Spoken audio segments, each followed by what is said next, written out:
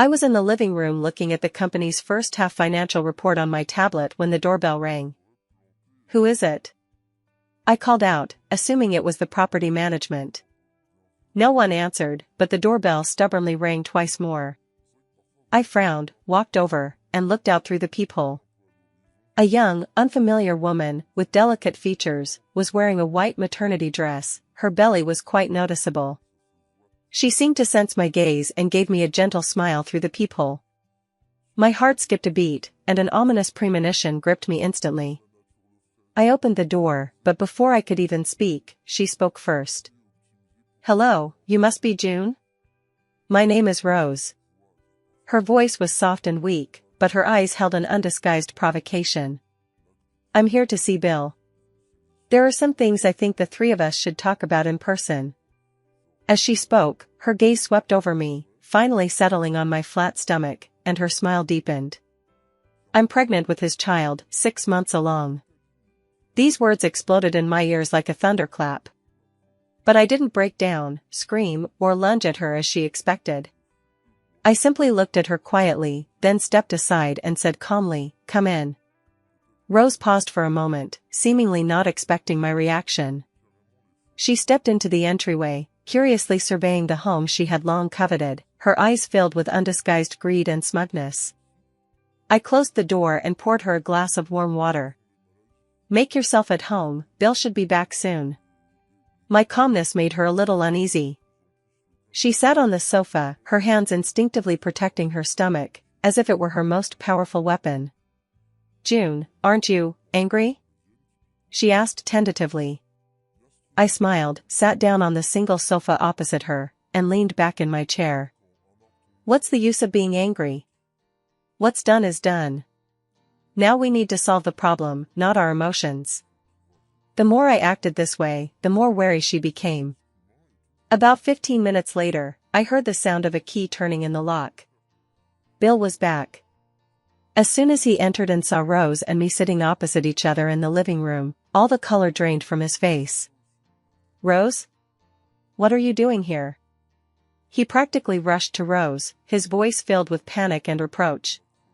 Rose's eyes immediately welled up with tears, and she looked at him with a wronged expression. "Bill, I can't wait any longer. My belly is getting bigger and bigger, and I don't want our child to be born without a proper status." She turned to me, tears welling up in her eyes at just the right moment. "June, I'm sorry, I didn't mean to break up your family. But Bill and I truly love each other, and the child is innocent." Bill looked at me with a guilty expression, opened his mouth, and after a long while, managed to squeeze out a sentence, "Wife, I'm sorry." Watching this scene of deep love but short life unfold before me, I felt incredibly ironic. We'd been married for 5 years, and I'd been there for him as he went from a penniless office worker to a company vice president. I used my connections and resources to pave the way for him, and I used my savings to cover his losses. I thought we were partners who would walk hand in hand, but I never imagined that he had already been supporting someone else all along. "So, what do you want?" I interrupted their performance, my voice as cold as ice. Bill took a deep breath, as if he had made up his mind. "June, let's get a divorce. I know I've wronged you. You can have the house and the car. I only want the company shares. In addition, I'll give you $5 million as compensation." $5 million? I thought I'd heard the biggest joke in the world. "Bill, are you trying to fob me off like a beggar?" Rose immediately chimed in, her tone carrying a hint of condescension. "June, one shouldn't be too greedy. Bill left with nothing and still gave you $5 million, he's already done more than enough. You should be content." "Oh?" I raised an eyebrow and turned to Bill. "You think so too?" Bill avoided my eyes and mumbled, "June, Rose is pregnant and her emotions are unstable. Please have pity on me, okay?" "Okay." I uttered those 2 words crisply. This time, it was their turn to be stunned. I stood up, went to the study, took out 2 documents I had prepared beforehand, and tossed them onto the coffee table in front of them. One is the divorce agreement, and the other is the property division agreement. I basically met all your requirements. Take a look, and if there are no problems, sign them. My straightforwardness brought undisguised joy to their faces. Bill eagerly picked up the documents, and Rose leaned over as well. Looking at their greedy faces, the smile on my lips grew colder.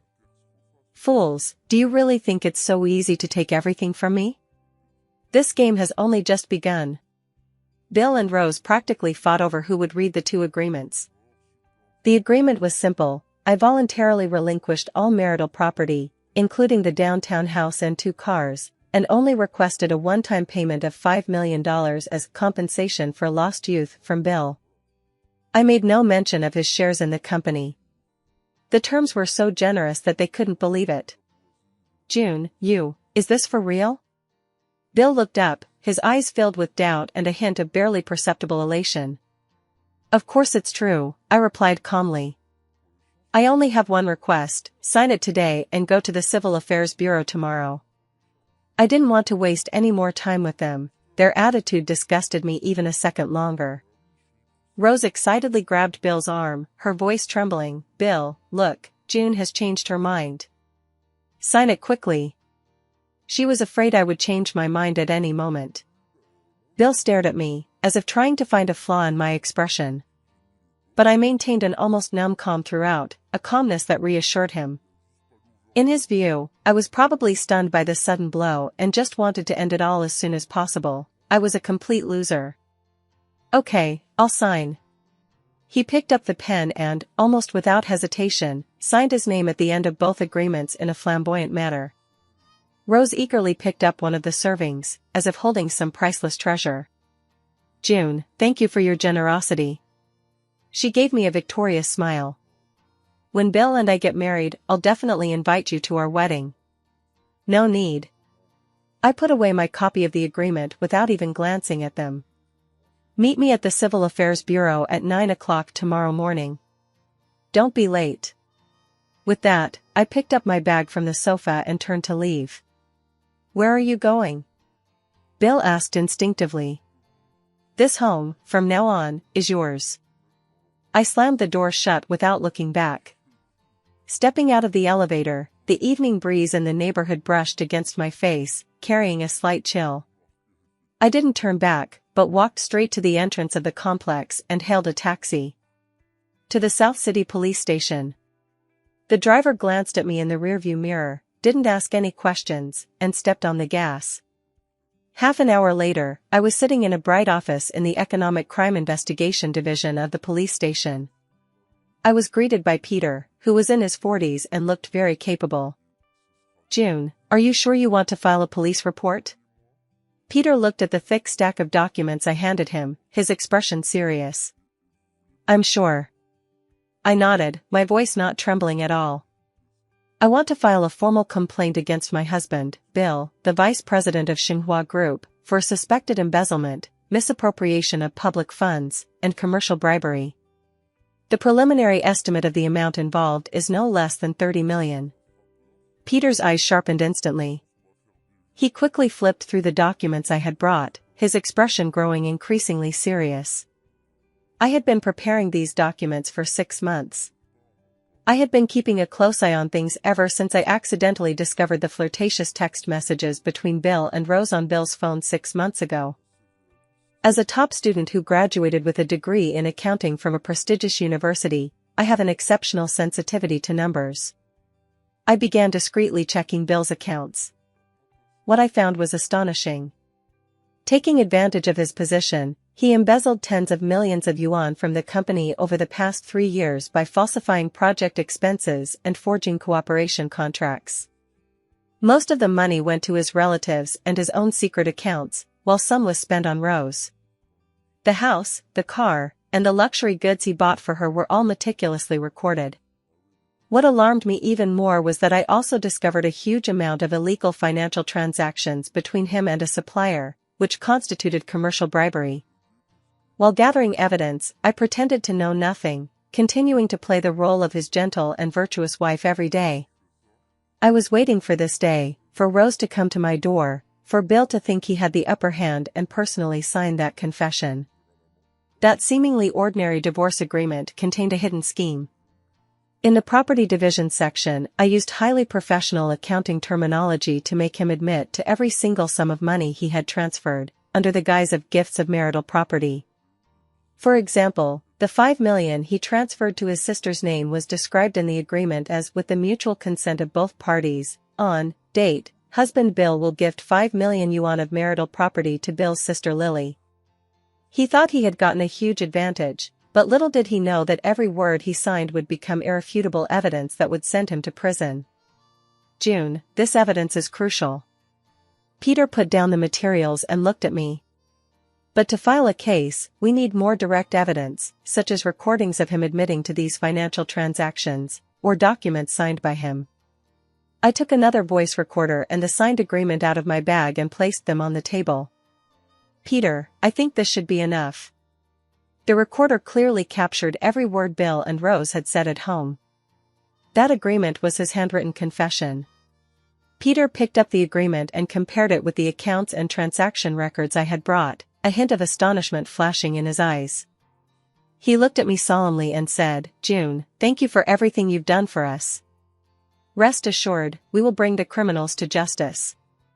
As I walked out of the police station, night had fallen. I looked up at the stars and let out a long sigh. Bill, Rose, your karma has come. At 8:50 the next morning, I arrived at the Civil Affairs Bureau on time. Bill and Rose were already there, standing side by side, their faces beaming with undisguised smugness. Rose was holding Bill's arm, and when she saw me, she deliberately stuck out her belly, as if showing off her prize. June, you're pretty punctual. Bill saw me and his tone carried a hint of condescension and smugness. I ignored him and walked straight toward the door. What's the rush? He grabbed my arm. Transfer 5 million to me first, or I'm not getting a divorce. I turned around and looked at him coldly. Bill, are you kidding me? It's clearly written in the agreement that the money will be in my account within 3 days after the divorce proceedings are completed. I want it now, he said, resorting to shamelessness. Who knows if you'll renege on the deal later? Why should I divorce you if I don't get the money? Rose chimed in, exactly. Who knows what you're up to? What if you take the divorce papers and run away? Where will we find you? Bill is just doing this as a precaution. Looking at their ugly faces, I almost burst out laughing. Just to be on the safe side? He was probably afraid things might get complicated, so he wanted to get the money as soon as possible and then completely sever ties with me. Bill, have you forgotten that you're still the vice president of Xinhua Group? I reminded him. If the company's stock price fluctuates because of your personal actions, or if you're exposed to any scandals by the media, how do you think the board of directors will treat you? My words clearly struck a nerve. His biggest concern right now is his position and future. His expression changed, but he remained defiant. Don't try to intimidate me with the company. Let me tell you, June, if we don't get paid today, nobody's going to have a good time. He started pulling and tugging, his voice rising, drawing stares from those around us. I disgustedly shook off his hand. Stop embarrassing yourself here. I took out my phone and, in front of him, opened my banking app. Card number, I coldly uttered. Bill's eyes lit up, and he immediately rattled off a string of numbers. I entered the account number, then the amount, 50,000.00. 50,000? June, what do you mean? Bill exploded instantly. Deposit. I looked at him expressionlessly. Go inside, get the marriage certificate, and the remaining 4,950,000 will be transferred to you in full. If you still want to cause trouble now, you won't even get this 50,000. We'll see you in court. The choice is yours. Bill stared intently at me, his eyes shifting uncertainly. He knew that if things really went to court, the divorce proceedings alone would drag on for a long time, and once his affair and his mistress's pregnancy were exposed, his reputation would be completely ruined. After weighing the pros and cons, he gritted his teeth and said, "Fine. I'll trust you one more time."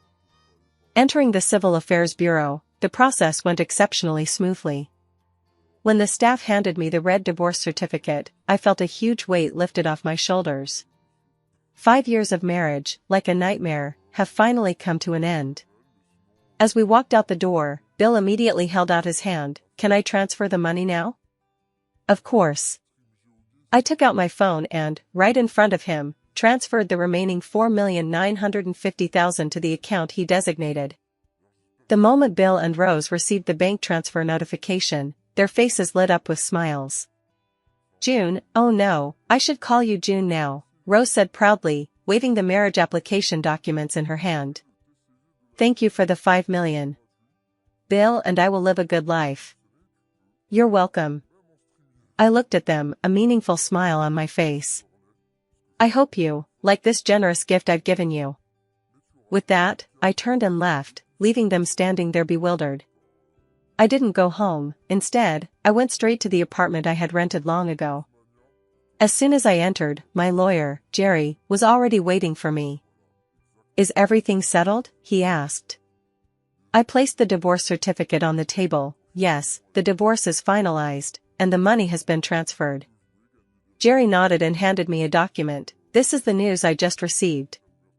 The police have set up a special task force and officially opened an investigation into Bill. They'll probably take action this afternoon. I looked out the window. The sky was overcast, like it was going to rain. Where's Rose? I asked. Among the evidence you provided, several large sums of money were transferred directly to Rose's name, and the amounts were huge and of unknown origin. As the direct beneficiary of the illegal funds, she is also within the scope of the police investigation. Once Bill's charges are proven, she, as an accomplice, will not escape responsibility. I nodded, feeling nothing at all. They deserved it all. At 3 o'clock in the afternoon, I received a call from Jerry. They've taken action. His voice was calm. We just received news that the police arrested Bill in the parking lot of Xinhua Group, just as he was about to celebrate with Rose. Rose, as a key person involved, was also taken away to assist in the investigation. Okay. I hung up the phone, poured myself a glass of red wine, and walked to the floor-to-ceiling window. Outside, a torrential downpour washed over the entire city. Bill, Rose, did you think getting the money and the divorce certificate meant you'd won? You don't know, that $5 million was nothing more than my funeral gift to you. And that divorce agreement was your ticket to prison. The gates of hell have been opened for you. The news of Bill's arrest was like a bombshell, exploding throughout the financial world and local news the very next day. Bill, vice president of Xinhua Group, was criminally detained on suspicion of massive embezzlement. Shocking. A business elite turned out to be a traitor, embezzling tens of millions of dollars in company assets with his mistress. The headlines on major news websites all featured Bill's panicked and disheveled face as police dragged him from the car. In the corner of the photo, Rose's equally pale and terrified face could also be seen. I sat on the comfortable sofa in my new apartment, sipping coffee and scrolling through the news, feeling a peace I'd never known before. The comments section exploded. Isn't that my classmate? He always seemed so respectable back in school. I never imagined he'd be such a scumbag. I heard his wife is someone important. She helped him build his business from scratch, and now that he's successful, he's having an affair. Serves him right. I know that mistress too. She's the receptionist at our company. She always dresses up so extravagantly. Turns out she caught a big fish, but unfortunately it's a poisonous one. This kind of person should be sentenced to life imprisonment. He should spend the rest of his life in jail. Public opinion was almost unanimously condemning Bill and Rose. Soon, my phone rang. It was my ex-mother-in-law, Bill's mother. As soon as I answered, her shrill, biting wailing came through. June. You jinx. What have you done to our Bill? Are you trying to kill him before you're satisfied?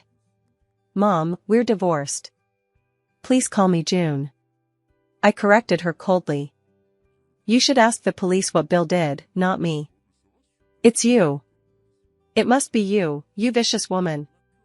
Bill divorced you, and you held a grudge, so you framed him. Let me tell you, don't be so smug. If anything happens to my Bill, I'll never forgive you. She started to throw a tantrum. Oh?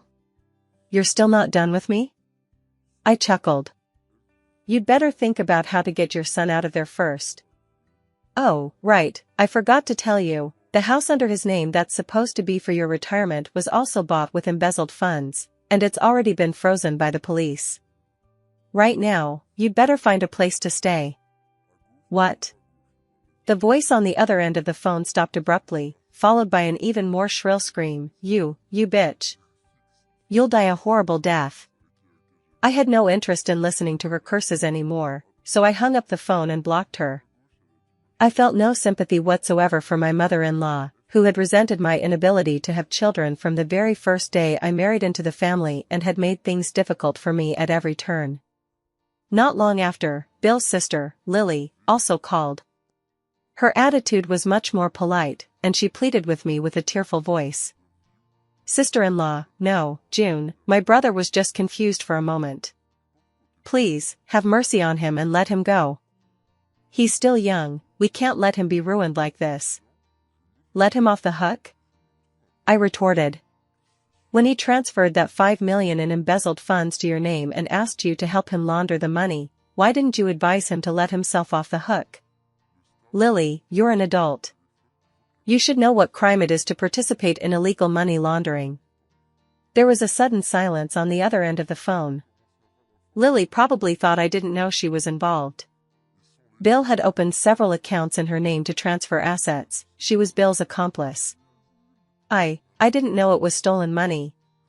My brother only said it was his own money and asked me to keep it for him, she hurriedly explained. Do you know that the law will give you a fair answer? I didn't want to waste any more words with her. If you turn yourself in now, you might be able to get leniency. After saying that, I hung up the phone. I knew the Chin family was completely finished this time.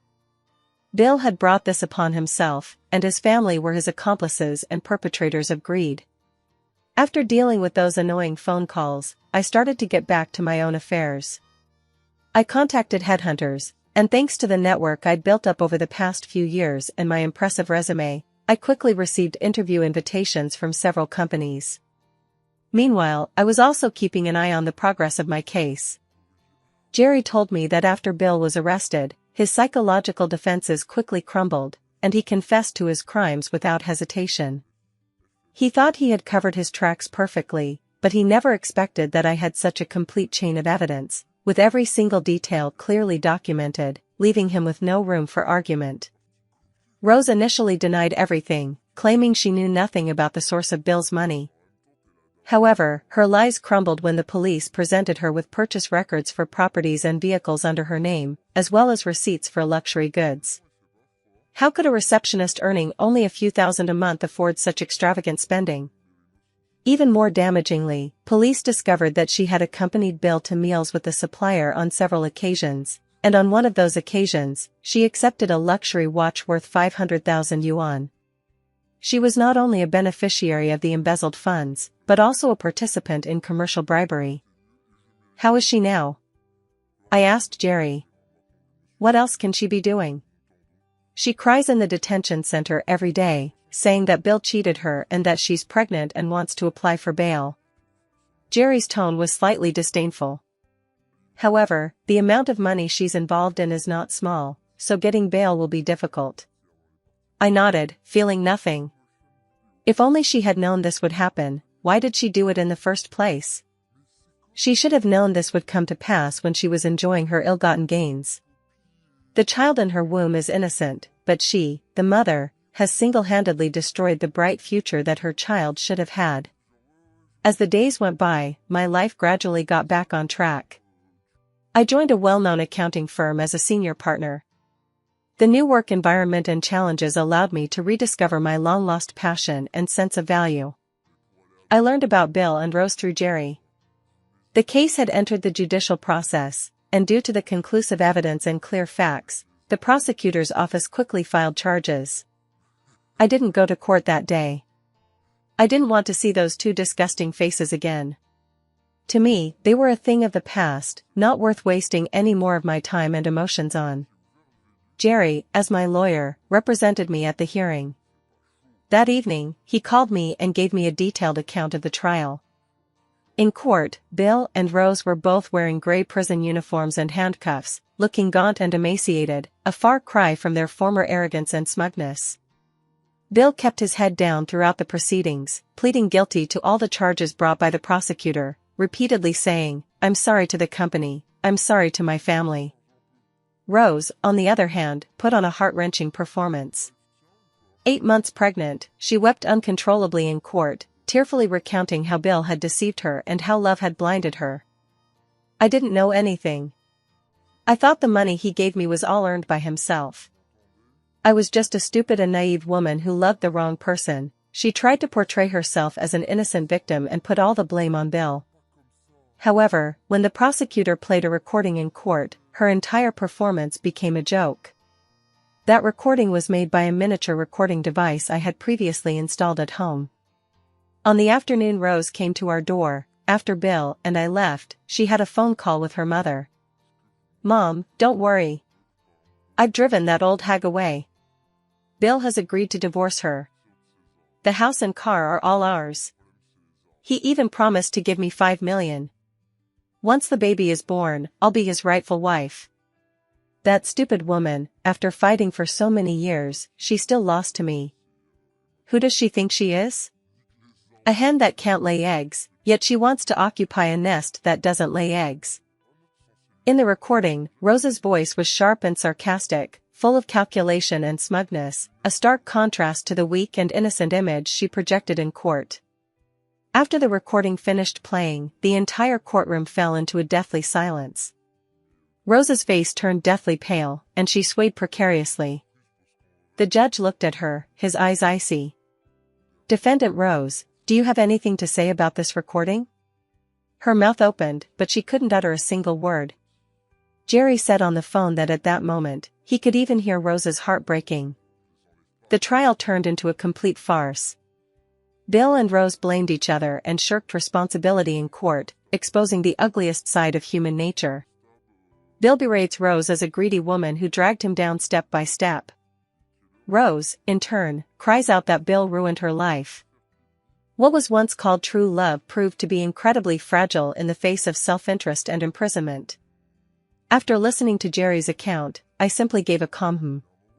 All of this was exactly what I expected. They were birds of a feather, banded together for profit, and naturally, they would disperse for the same reason. "Oh, right," Jerry added, "after the trial, Bill's mother waited for me at the courthouse entrance, wanting me to tell you that she was begging you to issue a letter of forgiveness, saying that she would kneel down to you if you were willing to forgive Bill." "I didn't agree," Jerry said. "I told her that the law would deliver the fairest verdict, and no one could interfere." "You did the right thing," I said. "Forgive me?" When I was silently gathering evidence and losing sleep all night, who would forgive me? When they flaunted their love and victory in front of me like two clowns, whoever thought of asking me to forgive them? I am not a saint. What I did was simply to give them a taste of their own medicine. I made them sign their own incriminating statements and pay for their freedom with the money they valued most.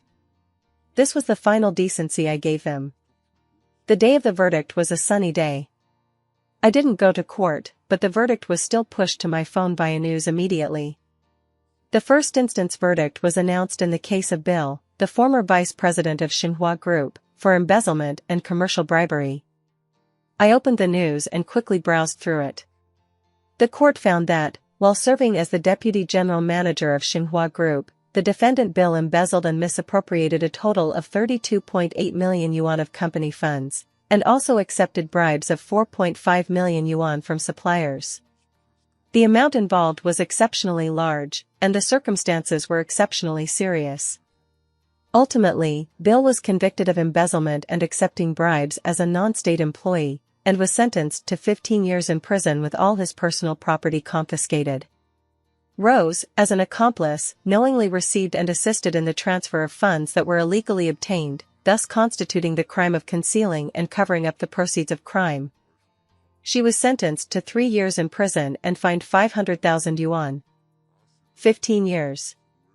Seeing this number, I feel nothing. I don't feel gratified, nor do I feel regret. This is simply a deserved result for him. As for Rose, 3 years. The child in her womb will likely be born in prison, or separated from its mother shortly after birth. I turned off my phone and continued with my work. For me, this matter was finally over. But I never expected that a few days later, I would see Bill's mother again in the coffee shop downstairs from my office. She looked like she had aged more than 10 years, her hair was gray, her face was full of wrinkles, her eyes were cloudy, and she no longer had the arrogance she once had. She saw me, walked over quickly, and before I could react, she knelt down in front of me with a thud. "June. I beg you. Please save Bill." People in the coffee shop looked over and pointed at us. I frowned, took a step back, and said coldly, "Get up, let's talk this out." "I won't get up." She clung to my leg, tears streaming down her face. "I know I was wrong. Our whole family knows we were wrong. I shouldn't have treated you like that, it's all my fault. Please, for the sake of our past relationship, help Bill appeal. 15 years. He'll be almost 60 when he gets out. His life will be ruined." Past relationship? I felt like I'd heard the biggest joke in the world. "When you forced me to drink all sorts of strange medicines and called me a barren hen, what about your past relationship? When you let Bill keep mistresses and even helped him hide it from me, where was your gratitude?" My voice wasn't loud, but every word pierced her heart like a knife. Her sobs stopped, her face filled with shame and remorse. "Now that your son is in jail, you're coming to beg me?" "It's too late," I said, emphasizing each word. "He's in this situation because of you, his mother. It's your boundless pampering and indulgence that led him to this point." I forcefully shook off her hand and looked down at her. "Stop with your crying, tantrums, and threats of suicide. They won't work on me. If you want your son to get a reduced sentence, have him reform himself and try to get out sooner. Don't bother me again." After saying that, I left the coffee shop without looking back. I didn't see the old woman slump to the ground behind me, letting out a desperate wail. But I knew it wasn't for me, but for her son whom she had destroyed with her own hands. Back in my office, my assistant Tom carefully handed me a cup of hot tea. "June, are you all right? That thing downstairs, should we call security?" "No need, she won't be coming back." I took the tea and took a sip. This matter can finally be put to a complete end. My life will no longer have Bill, no more of those upsetting people and things. I turn on my computer and look at the complex financial statements on the screen. Those fluctuating numbers seem to be foreshadowing my brand new future. Bill and Rose's affair was like a pebble thrown into a lake. It created huge ripples, but the lake eventually returned to calm. My life, too, returned to complete tranquility, even becoming more exciting than before. I thrived in my new company. With my outstanding professional skills and decisive style, I quickly established myself and successfully led several major mergers and acquisitions, generating huge profits for the company. My name, June, has begun to gain considerable fame in the industry. Many people call me the Queen of Accounting, saying that I am calm, rational, and professional, like a precision instrument without emotions. I neither confirm nor deny it. Only I know that I am not without feelings. I simply poured all my emotions into the career I love. As for love and marriage, after experiencing betrayal and deception once, I have completely lost interest. Occasionally, I would hear snippets of news about the Chen family from some old mutual friends. Bill appealed, but the appeal was rejected, and the original verdict was upheld. His elderly mother, unable to bear the blow, suffered a stroke and was hospitalized, becoming hemiplegic, with no one to care for her. Bill's sister, Lily, was involved in money laundering. Although her case was relatively minor and she was not sentenced, she lost her job, her reputation was ruined, and she was struggling to make ends meet. She had no energy to take care of her mother. Rose gave birth to a boy in prison. Because the child had no one to care for him, he was sent to a local welfare institution. It is said that Rose suffered several breakdowns in prison, her mental state was very poor, and she constantly complained that Bill and June had ruined her. Hearing this, I felt nothing. Everyone must take responsibility for their choices. Their current situation is the result of their own actions. That day, I was working overtime in my office when attorney Jerry suddenly called me. "June, there's something I feel I need to tell you," he said, his tone somewhat serious. "What is it?" "Rose's family took her child from the orphanage. Then they came to me, wanting me to tell you that they hope you can pay child support every month, out of consideration for the child's innocence." I was so angry at this shameless demand that I laughed. "On what grounds?" "They say that all of Bill's assets have been confiscated, and since you, as Bill's ex-wife, received half of the marital property, you are obligated to support Bill's children." Jerry's tone was also full of contempt. "That's just thuggish logic. They also said that if you don't give them money, they will take the children to your company to cause trouble, expose you to the media, and say that you are a vicious ex-wife who not only sent your ex-husband to prison but also left his own flesh and blood to die." "Ha," I sneered, "they've really got a good plan. They're trying to use public opinion and morality to blackmail me. Do they think I care about such empty fame?" "Jerry, give them a message for me," I said, emphasizing each word on the phone. "Go ahead. Tell them that, firstly, Bill and I are divorced, and legally I have no relationship with him, let alone an obligation to raise a child he had with someone else. Secondly, every single penny of the so-called marital property I received was the increased value of my premarital personal property, clearly proven by legal documents, and had absolutely nothing to do with Bill. What was confiscated from him was his own illegal income. Thirdly," I paused, my voice turning cold, "if they dare to bring their children to my company and cause trouble, or dare to say a single word of nonsense in the media, I will immediately sue them for defamation and extortion. I will make sure they go in and reunite with their beloved daughter." "Understood," Jerry replied crisply. Hanging up the phone, I looked out at the myriad lights of the city, my eyes icy cold. "Trying to take another penny from me? Dream on. What belongs to June, no one can take. Anyone who dares to reach out, I'll chop off their paws." I thought my warning would deter them, but I underestimated the shamelessness of human nature. 3 days later, on a Monday morning, I was surrounded by a group of people as soon as I arrived at the company building. Leading the group were a man and a woman in their 50s, looking weathered and worn, with the woman holding an infant in her arms. Behind them followed several reporters carrying video cameras. "Everyone, come quick. It's this woman." The middle-aged woman cried out at the top of her lungs as soon as she saw me, "She's June. That vicious woman who sent the child's father to prison. She can't have children herself, so she's jealous of my daughter. Not only did she harm my daughter, but now she's even targeting my poor grandson. We just wanted some child support from her, and she's suing us for extortion. Where is justice?" She cried and tried to shove the baby in her arms into my arms. The reporters immediately surrounded me, their flashes going off incessantly in my face. "June, what is your response to this woman's accusations? As Bill's ex-wife, did you really stand by and watch his child die? Is it true that you are retaliating against your ex-husband and his new lover because you are infertile?" One sharp question after another rained down on me. More and more pedestrians gathered around, pointing and whispering about me. This was Rose's family's plan. Unable to find any other way, they wanted to use this most despicable and primitive method to ruin my reputation and force me to submit. Faced with this sudden attack, I remained completely calm. I simply stared coldly at the two unruly individuals before me, Rose's parents. First, I began, my voice not loud, but clear enough to reach everyone's ears. "I'll say it again, I have no obligation to raise this child. His father is Bill, his mother is Rose, they are both still alive, and it's not my place as his ex-wife to take responsibility. Secondly, the rumors about my infertility are pure nonsense. If you want to know why I haven't had children, you should ask Bill.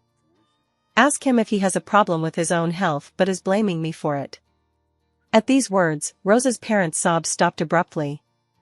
They clearly hadn't expected me to bring up such a private matter in public. I continued, "Third, and most importantly, I took my phone out of my bag, dialed Jerry's lawyer's number, and put it on speakerphone. Lawyer, I'm being surrounded downstairs at my company. They're not only making personal attacks and defaming me, but they've also brought unidentified reporters. I am now formally authorizing you to file a lawsuit against Rose's parents, Jack and Amy, on charges of extortion and defamation. Additionally, please investigate the identities of these journalists as well. I suspect they are shills hired by the opposing side and are suspected of complicity in the infringement. On the other end of the phone, Jerry's calm voice came through. Okay, June, I understand. I've recorded the call and will initiate legal proceedings immediately. Also, I've called the police, and they should be here soon. As soon as I finished speaking, Jack and Amy turned pale. The so-called reporters panicked even more, exchanged glances, and tried to slip away with their cameras. Stop! I shouted sternly, none of you are getting away. The company security guards reacted quickly, stepping forward to stop the group. Less than 5 minutes later, police cars arrived with sirens blaring. The officers got out, looked at the chaotic scene, and frowned. What happened? I calmly stepped forward, briefly recounted what had happened, and showed them a message that my lawyer was on his way.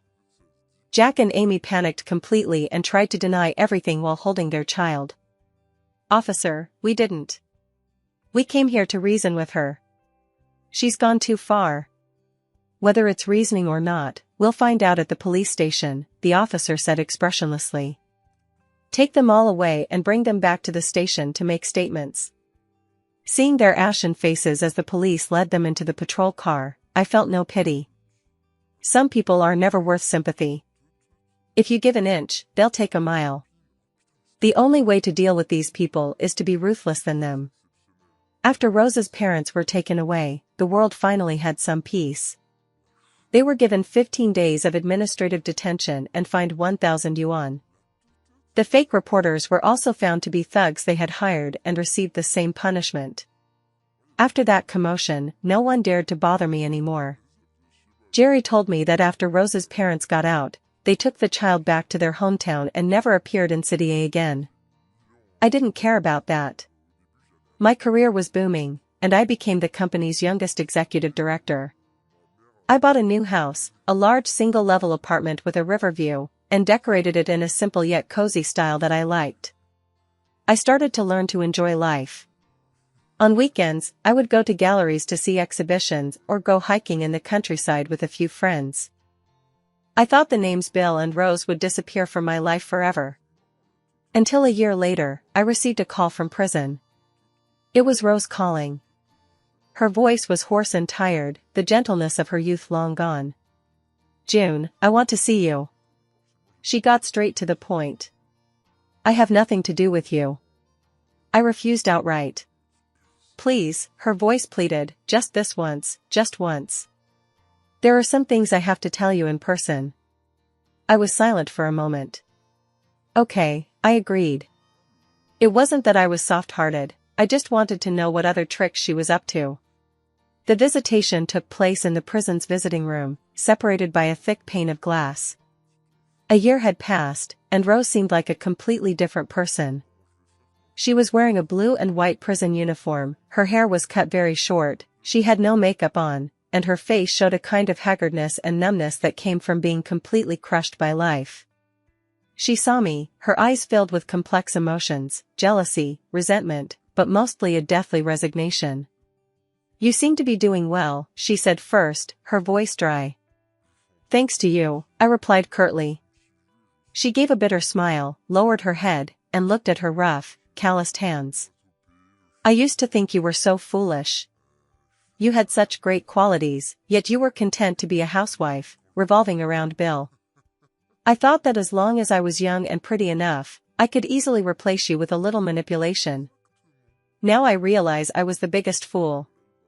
She looked up, tears welling in her eyes. June, I'm so sorry. I don't ask for your forgiveness, I just want to tell you something. What is it?